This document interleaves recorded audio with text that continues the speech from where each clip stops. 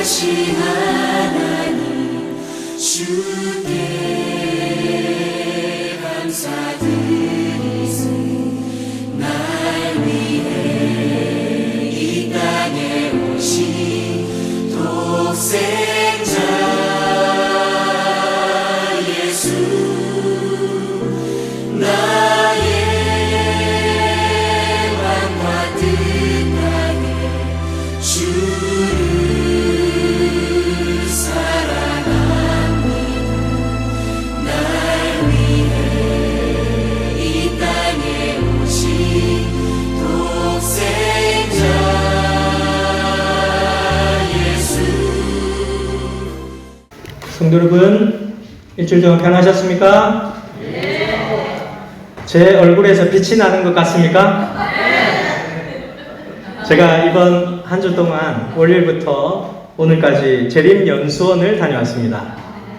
모세가 하나님을 만나러 시내산 꼭대기에 올라가서 40일간 밤낮으로 하나님께 기도하였을 때, 그가 산에서 내려올 때 얼굴에서 뭐가 났습니까? 광채가 났죠.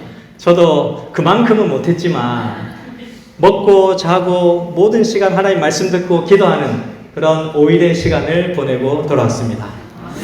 하나님께 주신 은혜를 또 여러분들과 나누기를 갈망합니다. 요한복음 오늘은 11장을 나누도록 하겠습니다. 요한복음은 끊임없이 하나님은 누구이신가를 여러분들에게 밝히는 그런 책이라고 말씀을 드렸습니다. 요한복음에는 여러 가지의 기적들이 나타나는데, 그 여러 가지 나타나는 기적들 가운데 가장 분수령이라고 할 수 있고 클라이막스라고 할 수 있는 기적이 나타나는 장이 요한복음 11장입니다. 요한복음 11장에는 어떤 기적이 나타났습니까, 여러분? 나사로가 하는 사람이 부활하는 장면, 부활의 기적이 요한복음 11장에 등장을 합니다. 그래서 요한복음 11장에 나는 부활이요 생명이라, 나를 믿는 자는 죽어도 살겠고 라고 하는 그 유명한 말씀이 요한복음 11장에 등장을 하게 됩니다. 그래서 요한복음 11장에 나타난 두 종류의 죽음에 관해서 저희들이 살펴보고자 합니다. 이 세상에는 여러분이 생각할 때는 단 한 번의 죽음이라고 생각하지만 성경이 얘기하는 죽음은 두 가지의 죽음을 얘기하고 있습니다. 하나는 첫 번째 죽음, 다른 하나는 두 번째 죽음. 하나는 일시적인 죽음, 또 다른 하나는 영원한 죽음에 관해서 말씀하고 있습니다. 오늘 그 첫 번째 죽음과 둘째 죽음에 대한 차이점을 예수님께서 드러내 보여주시는 내용이 요한복음 11장의 내용입니다. 여러분, 이 세상에서 가장 강한 것이 무엇일까요? 네? 고린도전서 13장에 보면 사랑이라는 내용이 나옵니다. 이 세상에 가장 강한 것은 사랑이고, 그 무엇도 사랑과 견주어서 이길 수 있는 것이 없는데, 사랑은 무엇도 삼켜버리고 무엇도 이겨버릴까요? 죽음이라고 하는, 이 세상에 가장 아프고 힘들고 고통스럽고 네거티브한 것 가운데 가장 네거티브한 것이 죽음이라고 하는 엄연한 현실인데, 그 죽음을 삼켜버리고 그 죽음을 이겨버리는 것이 사랑입니다. 사랑은 죽음보다 강하고, 그렇게 성경은 우리에게 설명하고 있는데, 그 예수님이 나사로에 대한 그 뜨거운 사랑이 죽은 나사로를 살리는 기적이 요한복음 11장에 등장을 합니다. 그래서 요한복음에 나타난 6번의 표적들보다 훨씬 더 강렬한 그 6번의 표적을 다 삼킬 만한 큰 기적이 이제 요한복음 11장에 등장을 하게 됩니다.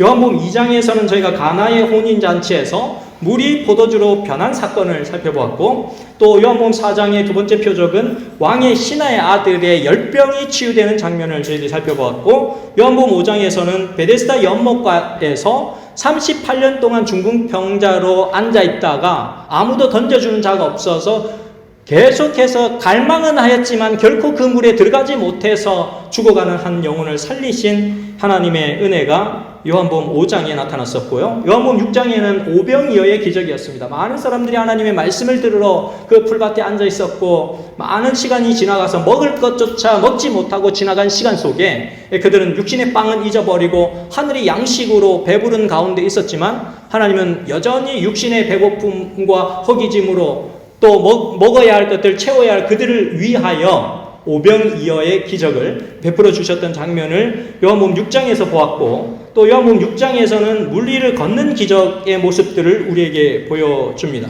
그리고 요한복음 9장에서는 맹인의 눈을 뜨게 해주시는 하나님의 능력을 맛보았습니다. 앞을 보지 못하는 육신적인 맹인과 영적인 맹인이 있는데 둘 다 예수 그리스도를 만나야 볼 수 있는 기적을, 생명을 얻게 된다고 하는 그런 교훈을 우리가 요한복음 9장에서 살펴보았습니다. 일곱 번째 표적은 요한복음 11장에 나타나는 기적인데 이 장소는 베다니라고 하는 장소입니다. 베다니라고 하는 그 장소에서 기적, 정말로 인간이 도저히 이성적으로 기대할 수 없는 기적이 일어났던 그런 장면들은 저희들이 살펴볼 수가 있습니다. 그래서 요한복음 11장을 우리가 믿게 되면 예수 그리스도께서 말씀하신 창세기서부터 요한계시록의 사건 모두를 믿을 수가 있습니다. 요한복음 11장을 잘 관찰하시고 여러분들의 믿음이 성장할 수 있게 되기를 간절히 바랍니다.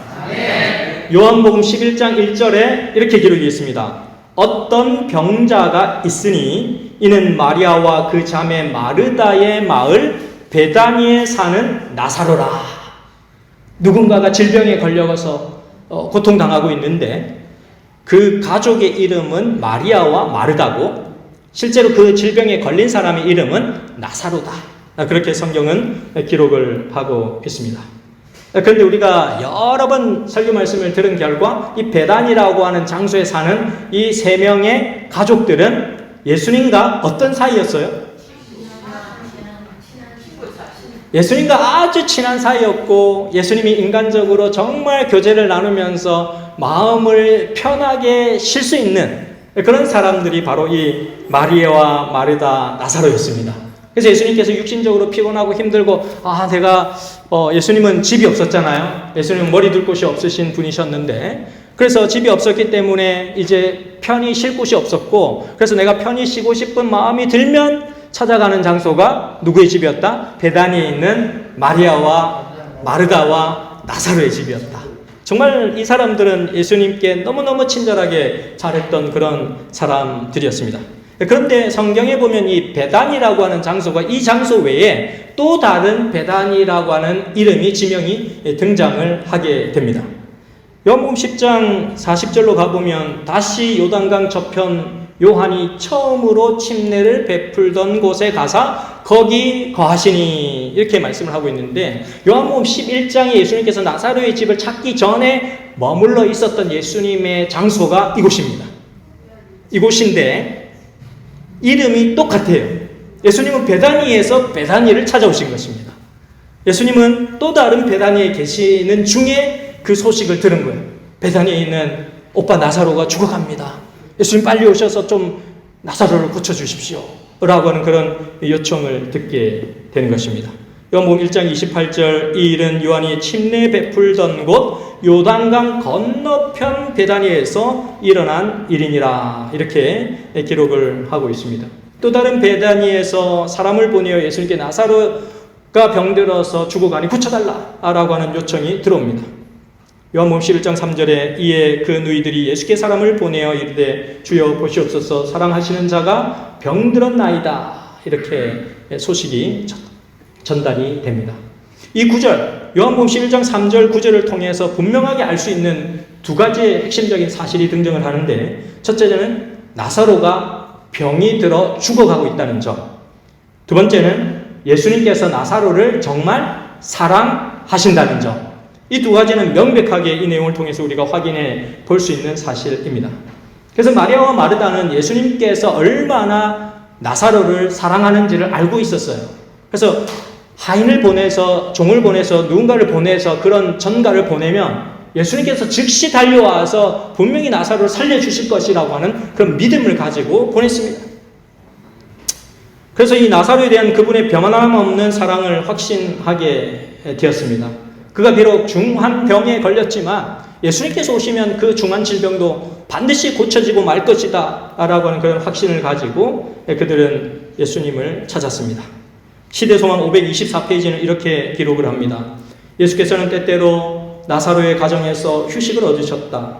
구주께서는 집이 없으셨기 때문에 친구들과 제자들의 후한 대접에 의존하셨으며 가끔 피로하고 인간의 우정이 갈급될 때에는 분노한 바리새인들의 의심과 질투에서 벗어나 이 평화스러운 가족에게로 피하기를 즐기셨다라고 기록하고 있습니다. 그러니까 예수님께서 인간적인 그리움과 기대치를 가지고서 늘 찾는 장소가 어디였다고요? 이 베다니에 있는 마리아와 마르다와 나사로의 집을 예수님께서 누구보다도 쉽게 찾아갔습니다. 그러니까 우리가 이 사실만 하나만 보더라도 예수님은 의심할 수 없는 이 가정과 의심할 수 없는 깊은 사랑의 관계를 가지고 있었다는 사실을 우리는 확인해 볼 수 있습니다. 만약에 예수님께서 부산에 오셨다면 제일 먼저 어느 집을 찾아가실까요? 네? 서면교회 찾아오실까요? 아멘입니다. 네, 서면교회 좋습니다. 정말 예수님께서 오신다면, 부산에 오신다면 서면교회를 제일 먼저 찾아오셨으면 참 좋겠습니다. 예수님께서 나사로를 사랑하시기 때문에 이 나사로를 위하여 무언가 긍정적인 일을 해주실 것이다 라고 하는 기대는 이 당시에 그 주위에 있는 사람들 뿐만 아니라 오늘날 먼 거리에 있는 우리 독자들까지도 예수님은 그렇게 하셨을 것이다 라고 우리는 기대를 하면서 이 장면을 바라보게 됩니다. 그런데 예수님께서는 대단히 실망스러운 대답 아니면 대단히 애매한 대답을 하십니다. 뭐라고 말씀하셨습니까? 4절 말씀, 요한복음 11장 4절 말씀에 이렇게 말씀하십니다. 예수께서 들으시고 이르시되 이 병은 죽을 병이 아니라 하나님의 영광을 위함이요 하나님의 아들이 이로 말미암아 영광을 받게 하려 함이라 하시더라. 아멘 안 나와야 되는 순간입니다. 장면이. 요한복음 9장에서 태어나자마자 이 앞을 보지 못했던 소경에게 제자들이 질문을 던지니까 이 사람이 왜 태어났습니까? 이렇게 저주받은 것처럼 왜 이렇게 됐습니까? 부모님의 죄입니까? 이 사람의 죄입니까? 이렇게 물어봤더니 예수님께서 그때 뭐라고 말씀하셨습니까? 이 사람의 죄도 아니고 저 사람의 죄도 아니고 부모님의 죄도 아니다. 이 사람은 하나님의 영광을 위하여 태어났다 라고 예수님께서 말씀하셨고 그 하나님의 영광을 드러내서 보여주셨습니다.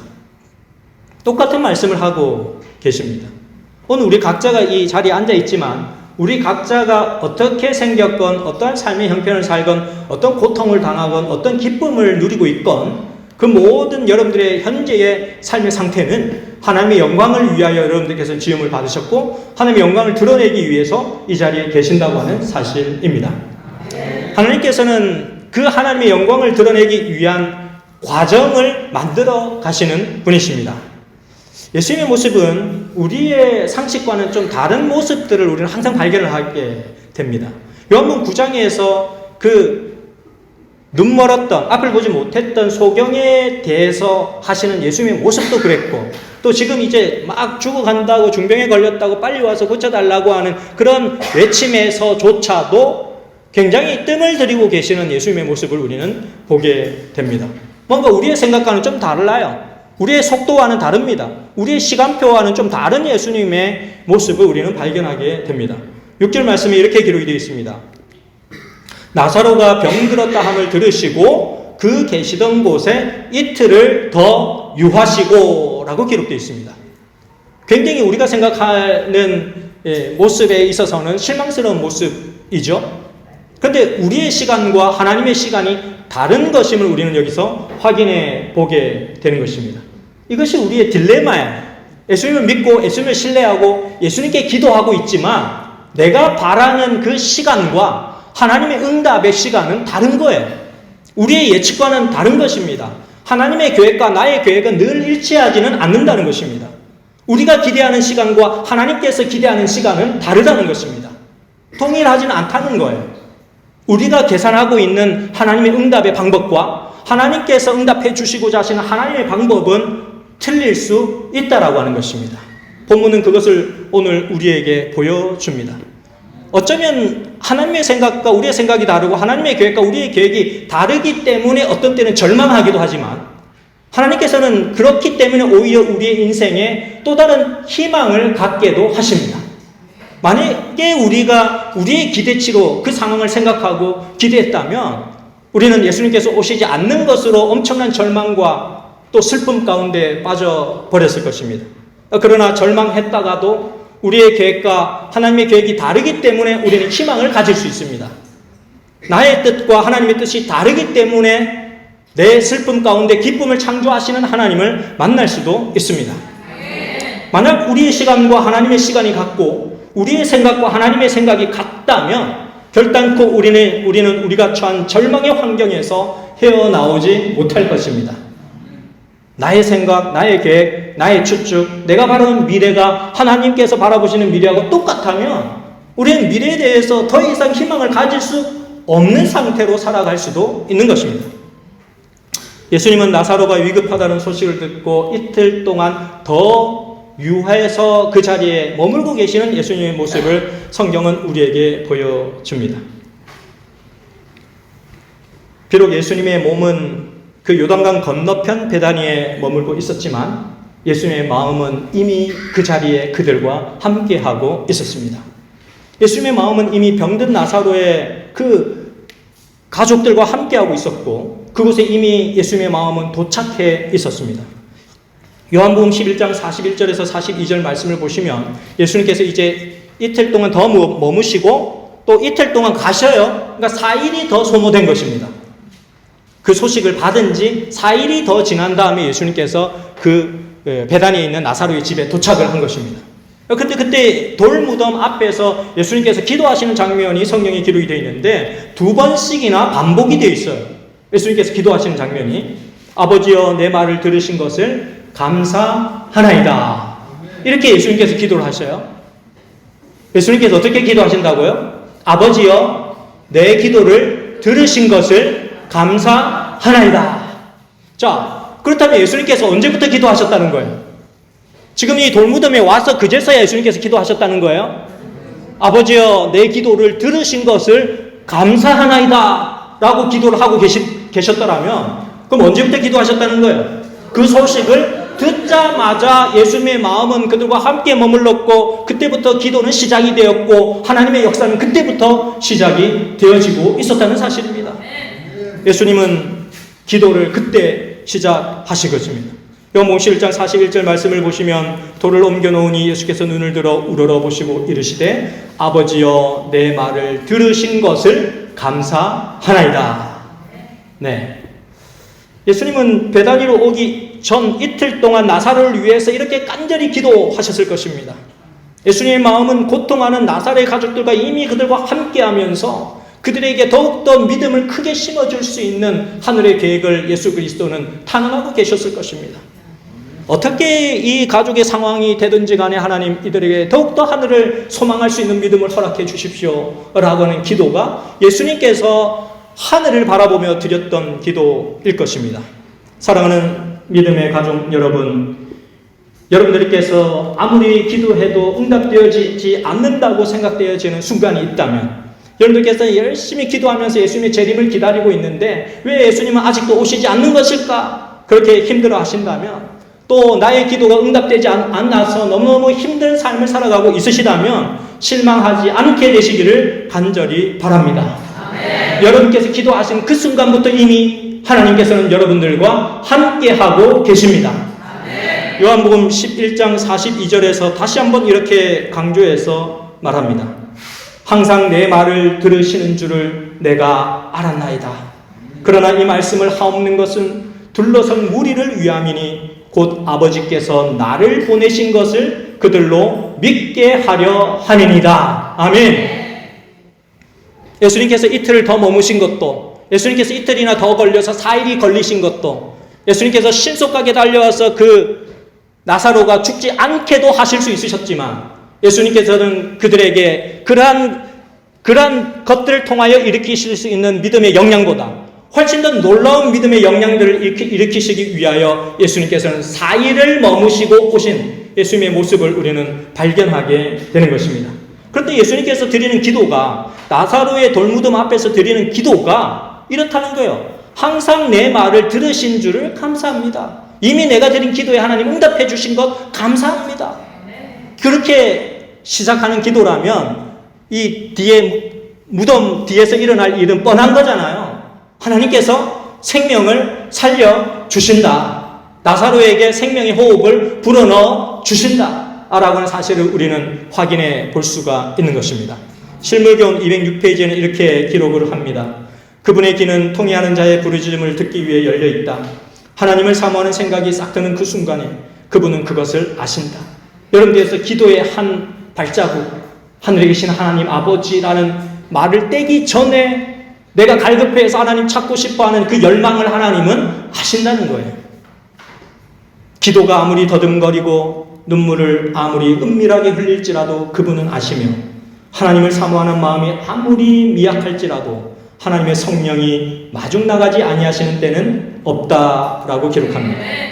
기도가 입술에서 떨어지기도 전에, 마음의 소원이 알려지기도 전에 그리스도께서로부터 온 은혜가 인간의 마음에 역사하시는 은혜를 만나기 위하여 나온다라고 기록하고 있습니다.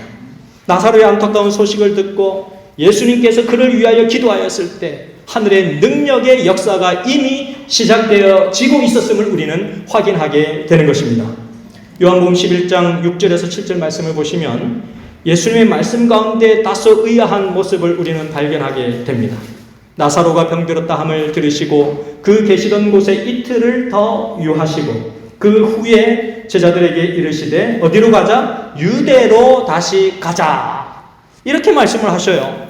왜 예수님께서 베다니로 가자라고 말씀을 하시거나 나사로의 집으로 가자라고 말씀하셔야 될 텐데 그렇게 말씀하시지 않고 유대로 가자라고 말씀하고 계시는 것일까요?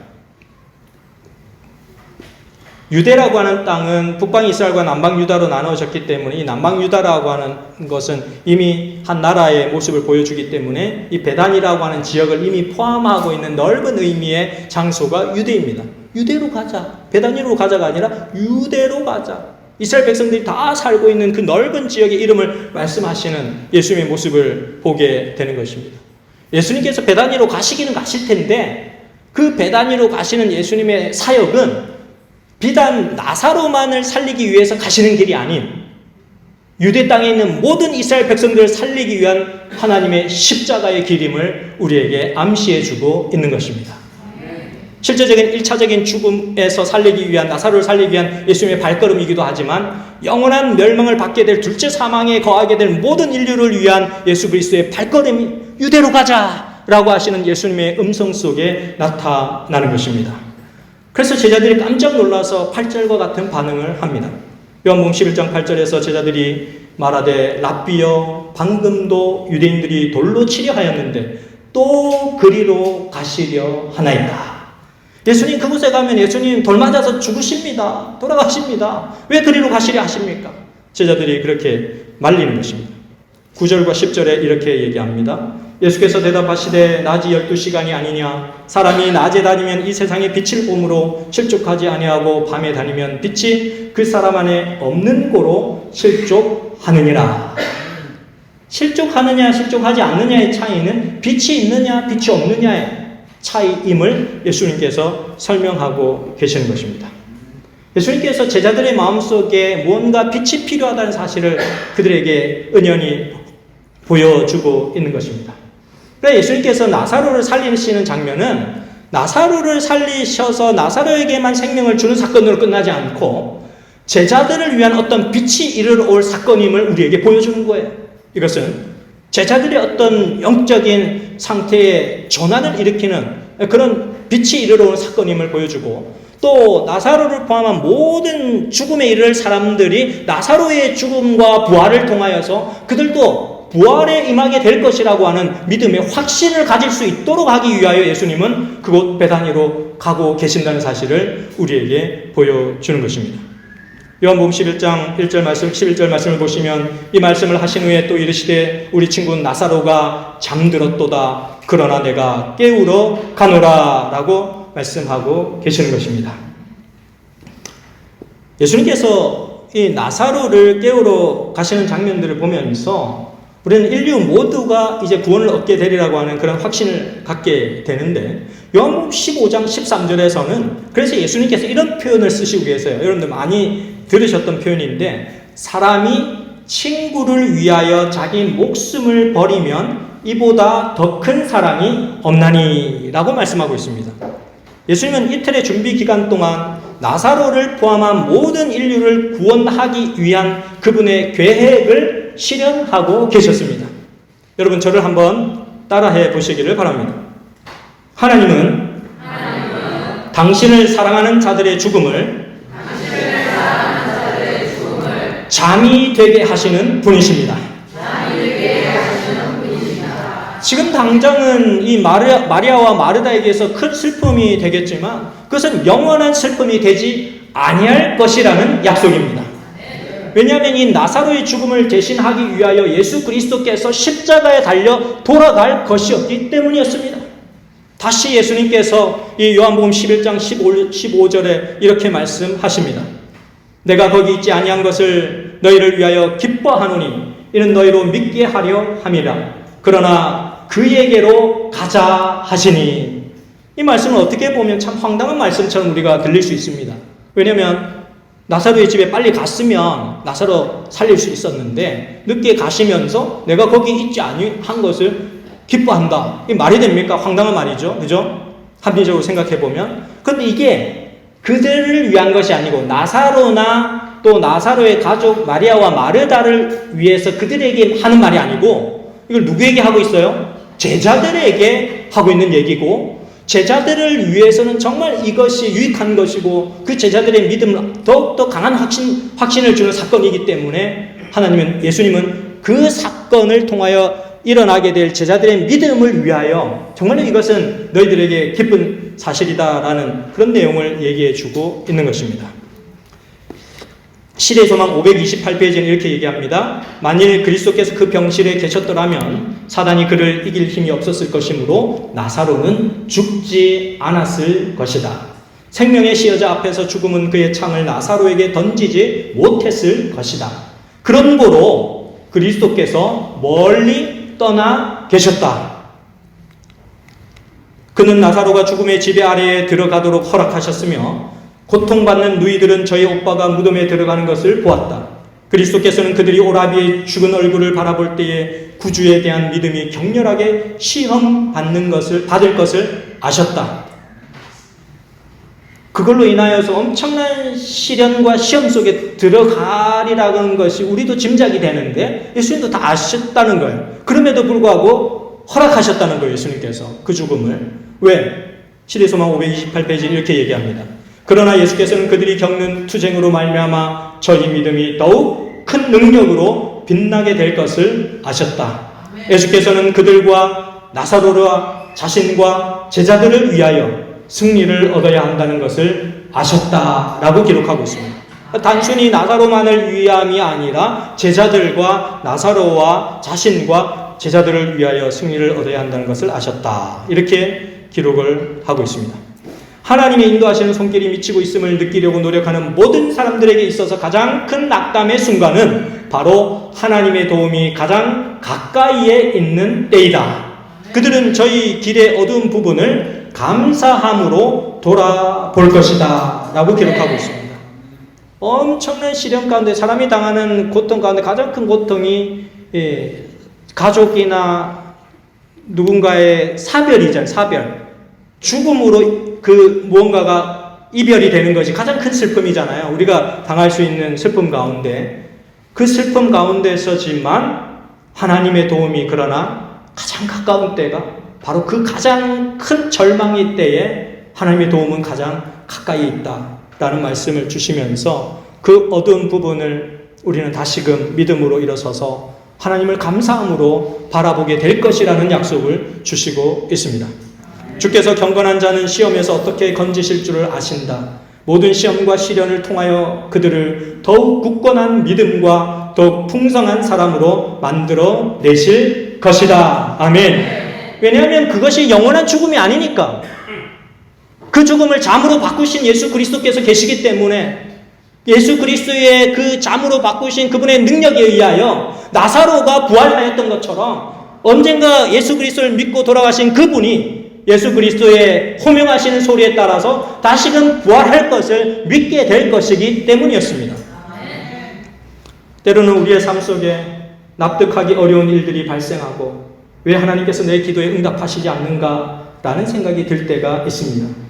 그러나 여전히 하나님은 우리의 기도에 귀를 기울이시며 하나님의 지혜와 방법으로 그 기도에 응답하신다는 사실을 기억하게 되시기를 간절히 바랍니다. 하나님은 우리가 전혀 기대하지 못했던 방법으로 우리의 당면한 가장 고통스러운 현실을 가장 큰 희망으로, 가장 큰 기쁨으로 바꾸어 주시는 것입니다. 예수님께서 베다니의 나사로의 집에 도착하였을 때 마르다가 예수님을 맞이하면서 이렇게 얘기합니다. 마르다가 예수께 여짜오되 주께서 여기 계셨더라면 내 오라버니가 죽지 아니하였겠나이다. 그러나 나는 이제라도 주께서 무엇이든지 하나님께 구하시는 것을 하나님이 주실 줄을 아나이다. 얼마나 귀한 믿음의 고백입니까? 마르다는 예수님과 하나님의 관계가 아주 밀접한 관계에 있다는 사실을 알고 있었습니다. 하나님이 예수님을 얼마나 사랑하시는지, 예수님이 하나님을 얼마나 사랑하시는지, 예수님께서 기도하시면 하나님께서 응답하시리라는 사실을 믿고 있었습니다. 요한복음 11장 23절에 예수께서 이르시되 내 오라비가 다시 살아나리라. 이렇게 말씀을 하시니까 마르다가 듣고서는 예수님 저는 그거 믿습니다. 그런데 지금 당장 실현될 것이 아니라 언젠가 예수님께서 이 땅에 다시 오시는 그날, 예수님께서 재림하시는 그날 나의 오라버니 나사로가 다시 부활할 것을 저는 믿습니다. 그렇게 얘기합니다. 24절입니다. 마르다가 이르되 마지막 날 부활 때에는 다시 살아날 줄을 내가 아나이다. 언젠가는이 아니라 어쩌다가도 아니라 반드시 하나님께서 약속하신 말씀은 성취된다고 하는 믿음이 오늘 여러분과 저의 믿음이 되기를 간절히 바랍니다. 예수님께서 마르다에게 그 가정을 찾아오신 가장 중요한 이유를 이렇게 설명하십니다. 25절과 26절입니다. 예수께서 이르시되 나는 부활이요 생명이니 나를 믿는 자는 죽어도 살겠고 무릇 살아서 나를 믿는 자는 영원히 죽지 아니하리니 이것을 내가 믿느냐. 아멘.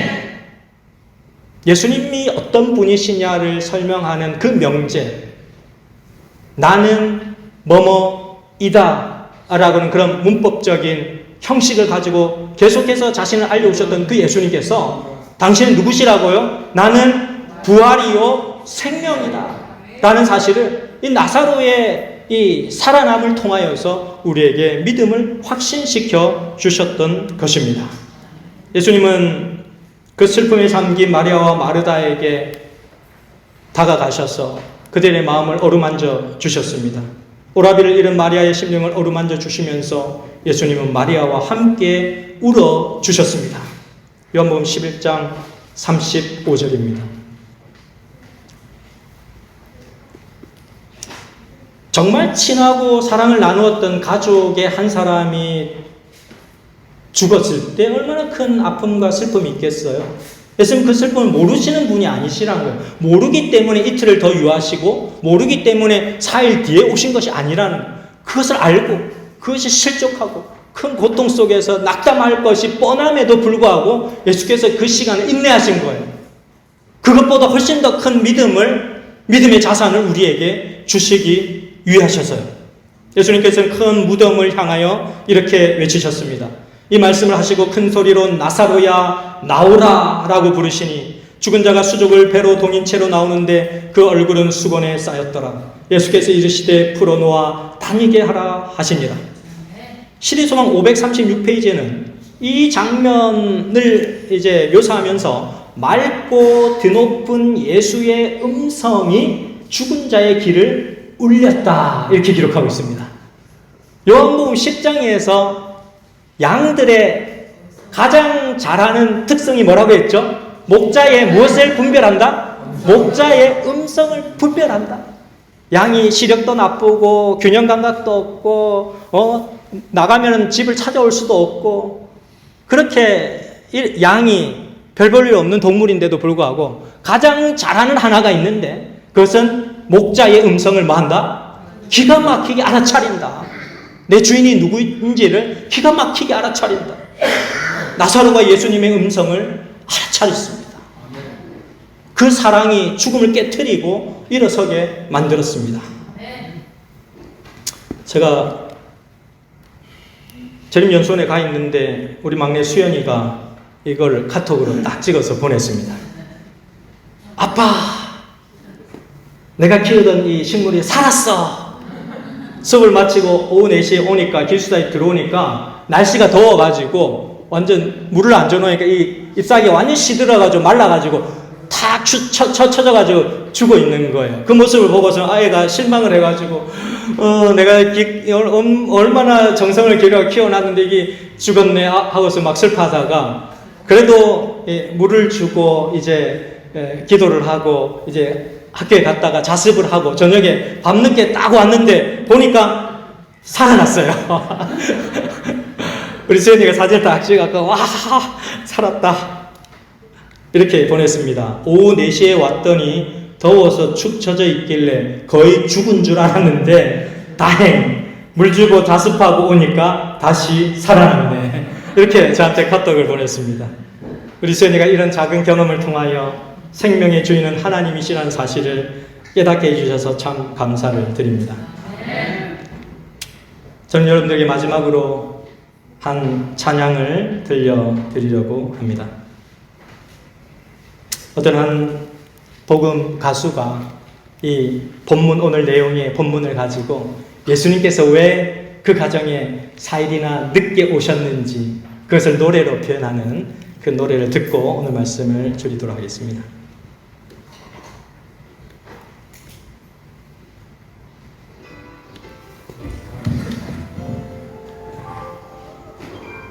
The news came to Jesus.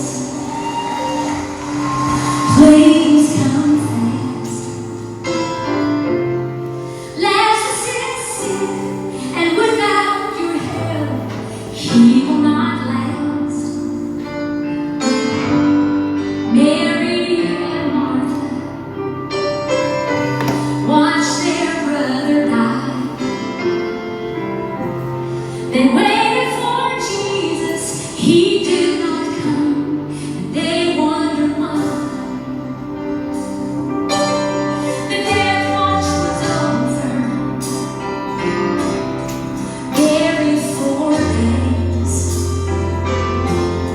Somebody said he will soon be here, the Lord's on his way. Martha ran to him, and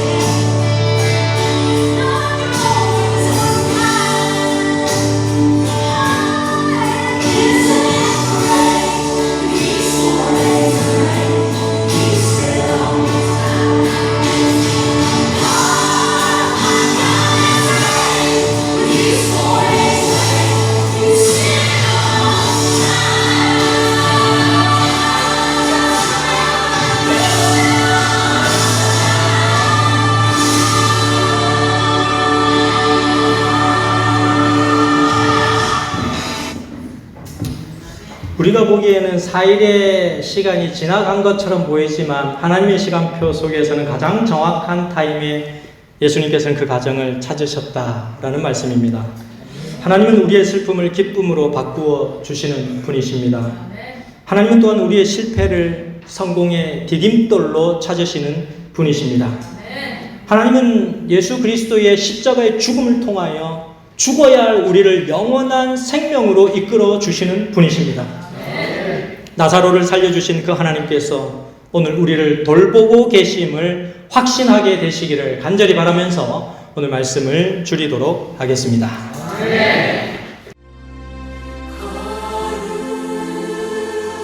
거룩하신 하나님 주